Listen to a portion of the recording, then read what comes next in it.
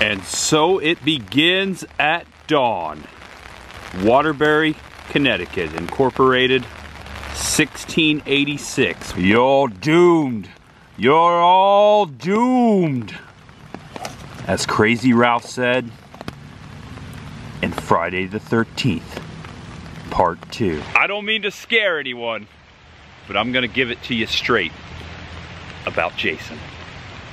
Welcome back to the channel, and welcome if it's your first time. We begin on this rainy morning in Connecticut, here in Waterbury, where the opening scene of Friday the 13th, Part 2, began. We're gonna go over and run down that first scene shortly, in a few moments, but I wanted to set this video up properly. I am crossing off my Friday the 13th bucket list once again. Last Halloween weekend in 2020, I visited the original Camp Blood and did the Crystal Lake tour, and I thought it would be fun to do something similar this year for Halloween. It's been a long Halloween season, a long, fun, and spooky. Did a lot of haunts this year and did some filming locations, and here we are. I'm ready. I hope you're ready. I hope you enjoy my experience. I am showing you a filming location, a Friday the 13th Part 2 filming location that has never been shown on video before. I don't think ever. I don't think it's ever been on YouTube. So I'm very excited about that. And also, if you're a big Friday the 13th fan, especially a Jason Voorhees fan, you might love this. I know I'm just gonna really enjoy it. But yes, so that's coming up very soon in the video. I'm also going to run down all the filming locations here in Connecticut. I hope you have a good time. I would like to take this moment to wish everyone a happy Halloween. I'm about to hit the road. That's my rental car right there. I am Tampa J, and there's much ahead. Oh yeah. And just like it was raining during the opening shot, the opening scene in Friday the 13th Part 2, it is raining now, and I am recreating the opening shot right here on Gaffney Place in Waterbury. All the houses to the left, all the way to the end of the street line up. There's been some trees, some upgrowth to the left and to the right. The street's changed a little bit. Alice's house, where the prologue scene takes place, the exterior filming location is gone. It was torn down a few years back, but it would have sat at the end of the street. Now looking back up the street to where I was just standing, the reverse angle, over here, this stretch, a former sidewalk, this ledge here between the house and the road, right here is where the little boy was walking in the opening shot of the film, singing, "Itsy bitsy spider went up the water spout. Down came the rain and washed the spider out." And then you don't see anything but Jason's feet walk this way with Alice's house. Jason Voorhees would have took his first stroll on camera right down this street. He was heading straight for the house that used to sit here across this street in that parking lot. I will put a Google image of what that house looked like before it was torn down. About right there. And then a screen grab from the movie. Look at the porch. You briefly see the porch in the film. It was a very dark shot. And there you go. The last image as it stood again. And right here today, 40 years later. Now this filming location was only the external filming location. They shot the interior scenes of that prologue scene with Alice, Adrian King, elsewhere, and I have exclusive access to those interior scenes today, and I will be taking you there. And for the inside of Alice's apartment from the beginning of Friday the 13th Part 2, we come to Torrington, incorporated 1740. Welcome to 58 High Street, present-day McCall Behavioral Health Center. This is where the interior scenes of Alice's apartment was filmed, right inside this building. So the beginning scene, the prologue with Alice, played by Adrian King, was on this back side. Right in there is the kitchen. Guys, I am inside the kitchen where Jason Voorhees got Alice, Adrian King, the first kill in the entire Friday the 13th franchise happened right here as far as Jason. Right here in front of this refrigerator. Not the same refrigerator, but in the same location. The cabinets, the same cabinets as well, just a little more paint, and they've swapped out the handles. But this is the location. Here's the window. There's actually a screenshot you see. The kitchen table at that time was right here against the wall, and there was a little painting that Adrian was a self-portrait that she was painting at the time. And if you look over Alice's right shoulder, our left, you can make out the formation of the cabinets. They are the same, the fridge right behind her. And the stove is gone to the right. Now a fax machine and a few of the cabinets to the left there, next to the right of the fridge, those are gone, long gone. And right beyond Alice here, notice the sink and the cabinets. Here we are present day. Refrigerator to the right, that's a good indicator. Look at that. The cabinets are the same. They've just been painted and the knobs have been, you know, swapped out 40 years ago. And right over here, actually right on the edge of the counter is where the ice pick was that Alice grabbed and then Jason would bring her to her demise with, right in front of the refrigerator. It was right here. And we know from this screenshot right there, notice the sink location and then the dishes and the dish rack, and here we are today, precisely right there sat the ice pick. Here's a close-up of Alice with the ice pick moments before the cat pops through the window. Notice the steps outside of the glass there. Then and now you can make out the railing as well right here in the corner, back corner of the kitchen. This is the back side of this building. And there it is right there, the ice pick moment. I'm standing where the camera would have been. It was zoomed in a little more, but right here is where that happened. Jason's first kill in the entire Friday the 13th franchise. Boom. And that is where Pamela Voorhees' head was inside. And right here is where Jason does a solid, takes off the teapot off the hot burner because it was done boiling, would have been right here, and sets it on the back burner. And you don't really see it, but we figure he walked right out that door. And then the opening credits begin.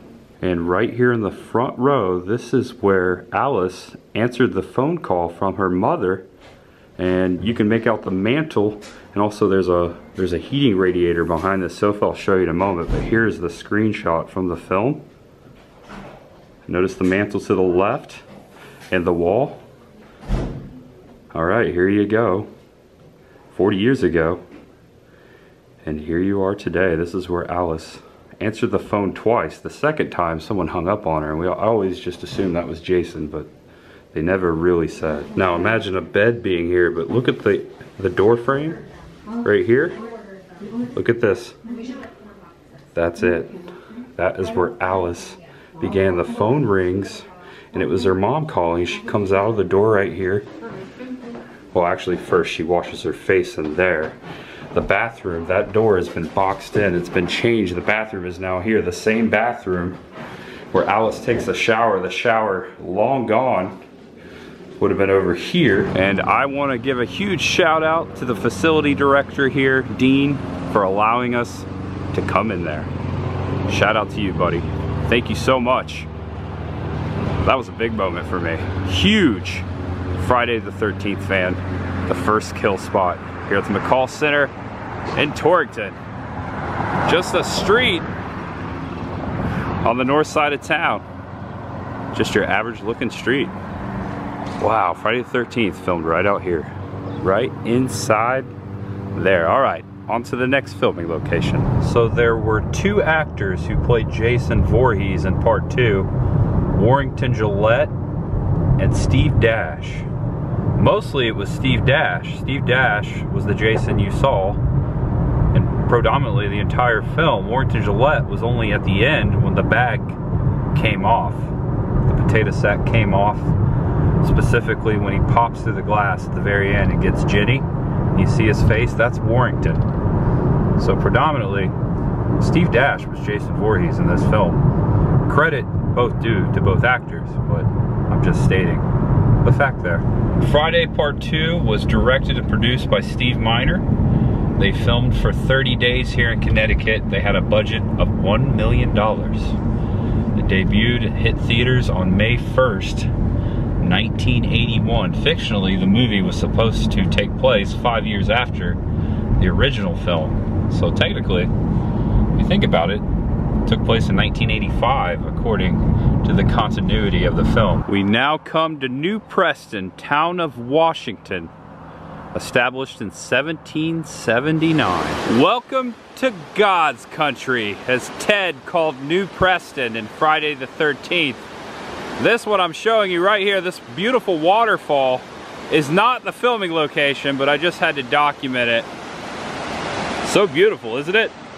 Running right down here, right down the road along the next several filming locations. Actually, the first time you see New Preston, right out here, and then all the other scenes take place down the street, up the hill.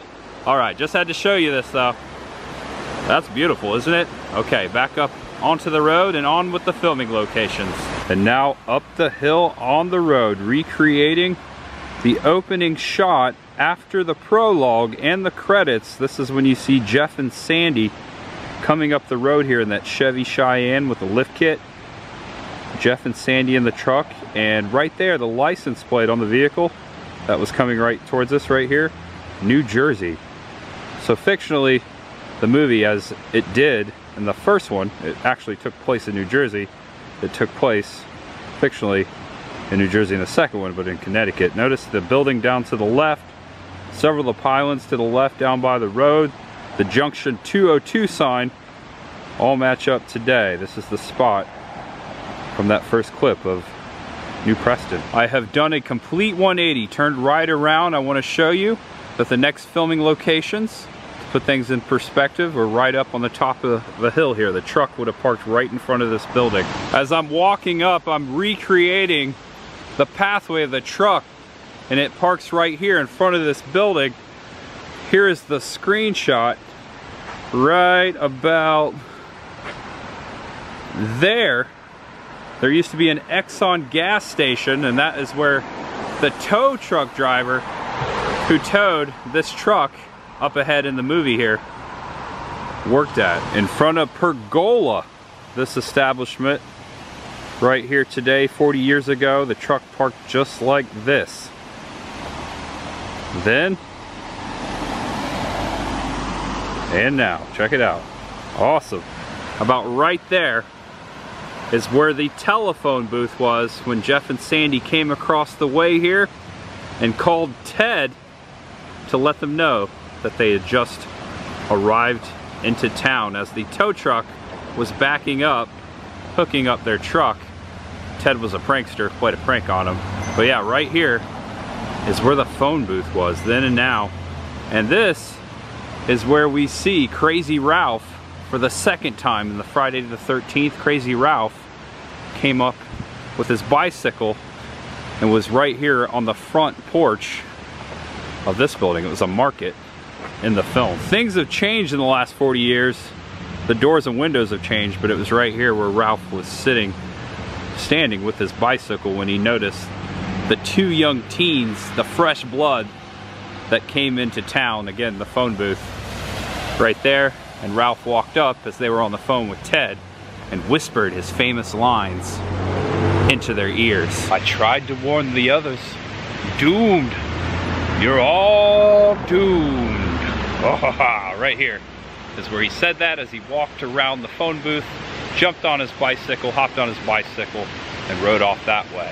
And recreating the camera angle you see when Jeff and Sandy realize the truck's being towed and they're fleeing there, the Country Corner convenience store behind the phone booth. Here you go today. Jeff and Sandy take off after the truck. Jeff catches up to the tow truck driver as he is ignoring Jeff. You see a shot through the opposite window. You can make out this building in the background behind him. Notice this door here in the screenshot? That is the same door behind Jeff. I paused it just right. You can make out the design today. I just wanted to show you that finer detail. And the truck continues to be towed this way, and there's another screen grab looking back the opposite way. And now looking back, another then and now screen comparison of the scene. We're getting there. Right here, same spot 40 years later. Notice the awning, the road, the mountains in the background, all matches up, even the curb. Jeff and Sandy running after their truck, and then Jeff and Sandy take a left around this corner after the truck. And here we are today. Notice the road signs right here in this barn. Now look at the screenshot right there in the center of the screen. 40 years ago, and then now. And then we go up to the road to the left. And you don't really see this in the movie, but this is a steep hill they would have ran up at full speed chasing the truck.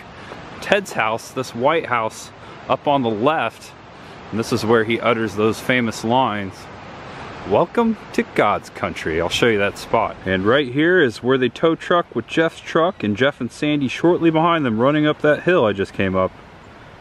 Right here is where that truck took a turn, right here now. Now, sad to inform you that the trees you see in the next couple screenshots in this scene, "Welcome to God's country," have been cut down. Oh no, that's not nice. And here's Ted's house today. Right there. "Welcome to God's country." That tree that Ted's hand is upon would have been right here. And it is gone.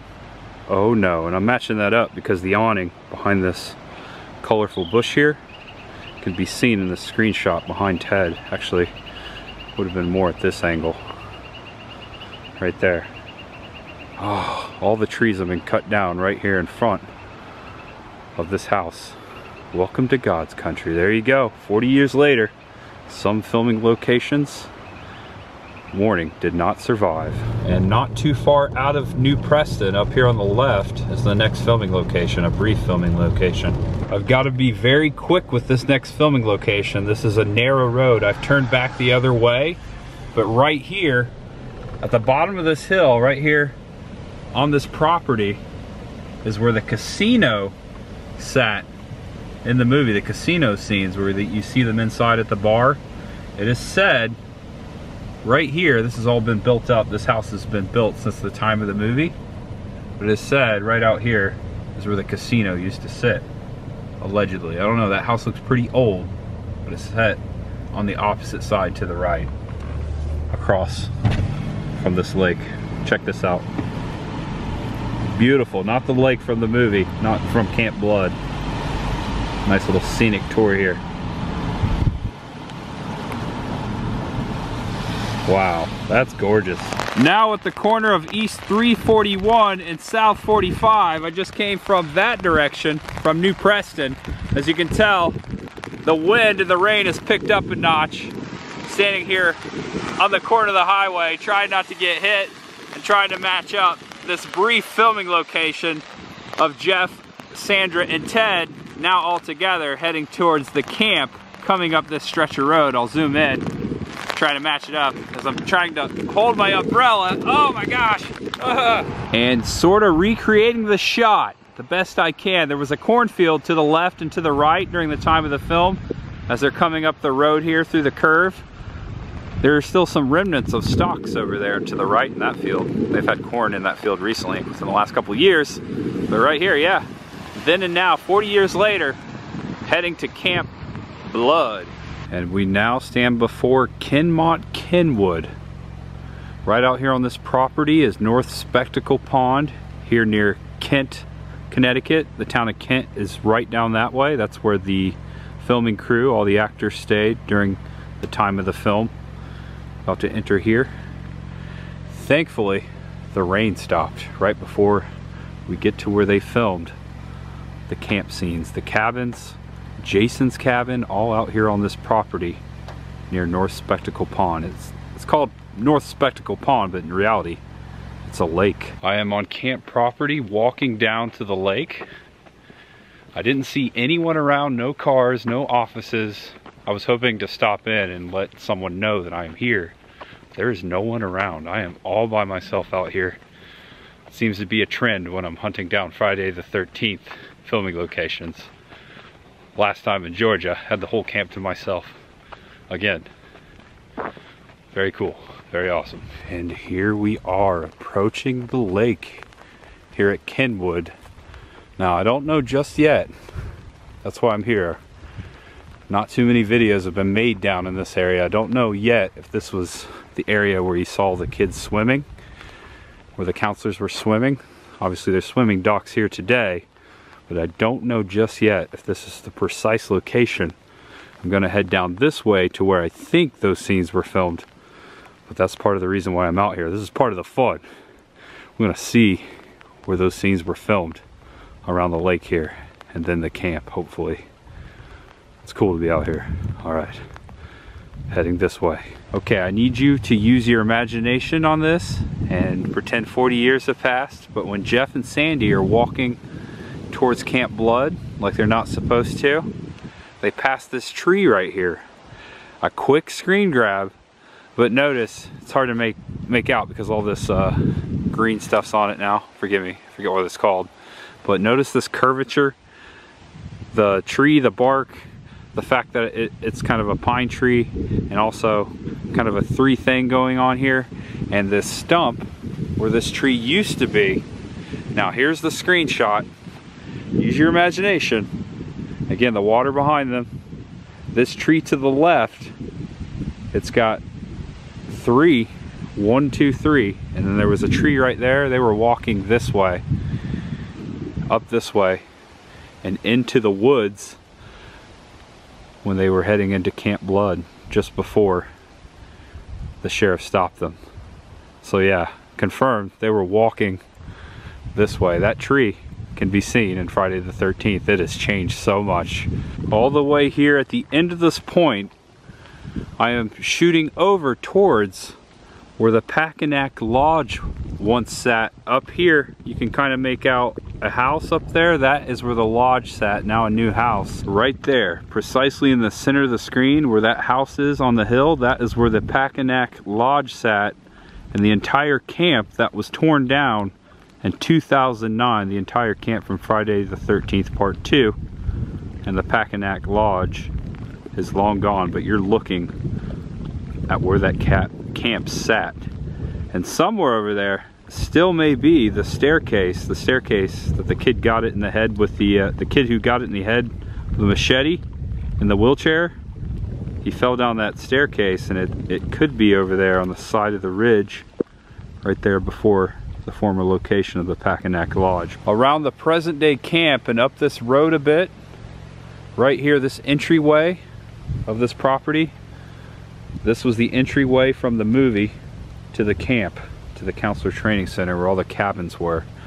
Right up that way along North Spectacle Pond was the filming location. Now a brand new home sits in the place of Pakanak Lodge. Alright, I don't recommend you do this, but I've come all this way and I've got to see if I can see part of the camp or what's left. So I've parked my car here. I'm gonna head up into these woods. I don't see any no trespassing signs here at this point. So I'm gonna head up into these woods and cut over to where I think the camp is. Alright guys, I'm out of breath. I just walked up this ridge. My car way down the hill there. You can't see it. But right here is where I'm at. The lake over here, and where I'm heading, there's a driveway. I don't have to zoom in a little bit. There's a driveway right there. That's where the camp was, the filming location. Again, I'm all the way back here. I've got a while. Also, I'm trying to conserve my battery. One of my batteries either didn't charge or it's just going bad. And I better be careful, because according to Paul in the movie, there's bears in these woods. Ooh, bears. Look at that. Appears it hasn't been used in a long time. A little campfire site and a clearing, a pathway. Just had to document this as well. Check it out, this old stone wall. It's probably been here since the 1600s, if not 1700s, definitely Revolutionary War era, at least. That's pretty cool, out here in the middle of the woods. Nothing around. That is pretty cool. So I think I found a portion of the creek where the sheriff passes through while he's chasing Jason through the woods to his cabin. And I'm gonna follow this creek upstream back towards the road that leads up to the camp. Okay, so after about an hour and 15 minutes, I've reached the road to the camp. The way I would have came in by car down there where the gate is locked, and this way over this creek, and right here is where I think the sheriff stopped. It's paved today, a little better than it was back then. But right here is where I think Jason ran across the road right before the camp. Right here. And that means the sheriff would have took off after him that way to the cabin. Now this could all be fictional, but that's my guess. The cabin is down there across the water, so that means the sheriff would have been running through here, and then somewhere down to the right he crosses the stream to where the cabin was. There's also remnants of a pathway here big enough to fit a car through. Was once here, which you kind of see before the sheriff gets to the creek, crosses, and then gets to the cabin. So know if you know, comment below if you know. You don't know, maybe not, but this is my best guess. Cabin could have been here, could be way off, could be all the way on the other side of the park, could be in another town. I was trying to match up the rocks down here. As you see, the sheriff crossed the same set of rocks, same stretch of rocks twice. I was trying to match up that rock, but so much has changed. It's covered with moss too. So much moss. Okay, so I've been walking a good 10-15 minutes. It's a long walk back here. I'm getting near where the camp was, where the cabins were. Right around the bend up here, there's a house. There's another house down to the right. I gotta be quick.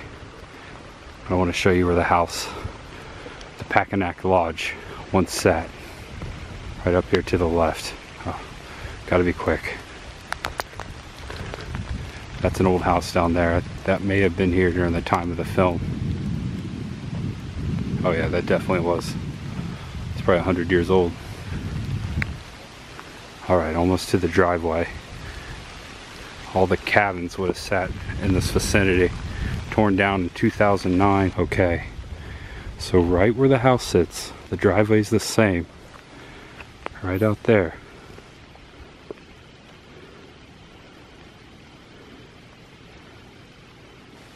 Right out there is where the Pakanak Lodge sat.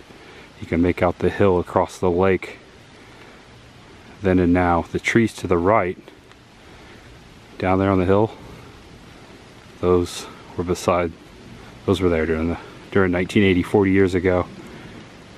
Getting as close as I can, as I comfortably feel I can. But the other cabins would have been around us, exactly in this area. Actually, it was a very narrow stretch of road down to the main cabin where the current house sits that you're looking at today.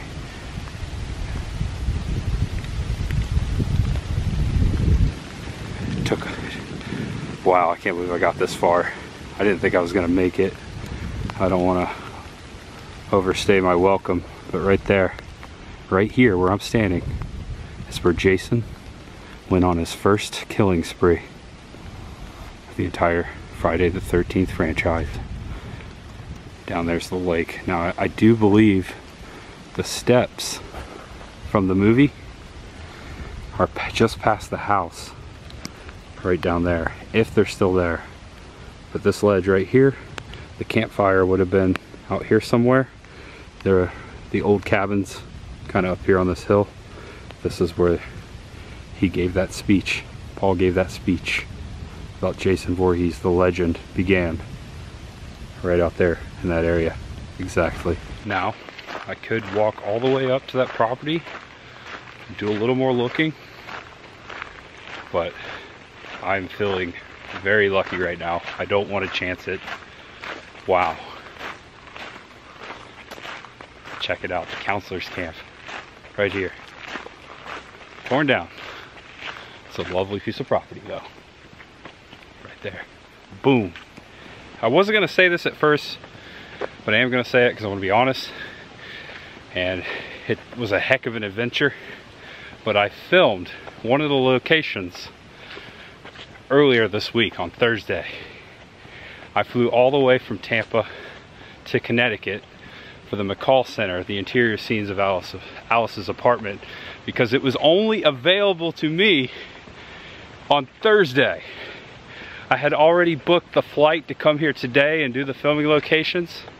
Didn't think I was going to get inside of the McCall Center, but I asked, I sent out an email, and I received. And the only day I could have came up was Thursday, so I did for the vlog. Maybe a little crazy, but I wanted to give you the best Friday the 13th part 2 experience that you could get. It's a soccer field out here. Yep. I spent all day Thursday on a plane. I don't want to scare anyone, but I'm going to give it to you straight about Jason. His body was never recovered from the lake after he drowned. If you listen to the old timers, they'll tell you he's still out there. Some sort of demented creature surviving in the wilderness, full grown by now, stalking, stealing what he needs, living off of wild animals and vegetation. Some folks claim they've even seen him right in this area. The girl who survived that night at Camp Blood, that Friday the 13th, she claims she saw him. She disappeared 2 months later, vanished. Blood was everywhere. No one knows what happened to her. Legend has it that Jason saw his mother beheaded that night, and he took his revenge. A revenge that he'll continue to seek if anyone enters his wilderness again. And by now, I guess you all know, we're the first to return here. 5 years, 5 long years, he's been dormant, and he's hungry. Jason's out there watching, always on the prowl for intruders, waiting to kill, waiting to devour, thirsty for young blood. Boo! Ah! Did I get you? I tried my best. I'm just missing the overalls and a nice little pickaxe. Ha! Baghead Tampa J. Check it out. Got my eye sticking out there, just like Steve Dash. Look at this. Ah. Had to do something like this. Of course. Of course. If you take a screenshot. Wait, hold on, let me get the eye right. It'll last longer. Baghead Tampa J. Ha ha ha ha. It's not like the one in the movie, but I did the best I could. Goodbye, North Spectacle Pond. Goodbye, Crystal Lake. Goodbye, Jason. That was fun. That was so much fun. Now in Kent, Connecticut, this small town is where it is said the cast and crew stayed during the time of the film, not too far from North Spectacle Pond. The Fife and Drum Inn and Restaurant, this is the motel right here. Hey, they could have stayed there. I just wanted to show you this small town that I read that this is where they stayed. Yeah, just thought I'd throw that in here. All right, everyone, happy Halloween. Stay safe out there. If you enjoyed this video of the Friday the 13th filming locations, part 2, do me a favor. Oh, I think that dog did. There's a dog crossing over there. If you enjoyed it, don't give it a bark, give it a thumbs up. You can give it a bark too. Thanks everyone, thanks for joining me always. If you'd like to check out more of my Friday the 13th filming locations, there is a playlist on my YouTube page that says filming locations. Check that out. I've done the original, now part 2, part 6, and part 8 in Times Square, did that location. I'm a fanatic of Friday the 13th. And again, I want to shout out the McCall Center, Dean at the McCall Center, for allowing us to go in there and check out the original kill spot, the first Jason Voorhees kill spot of the entire Friday the 13th franchise. I was nerding out in there.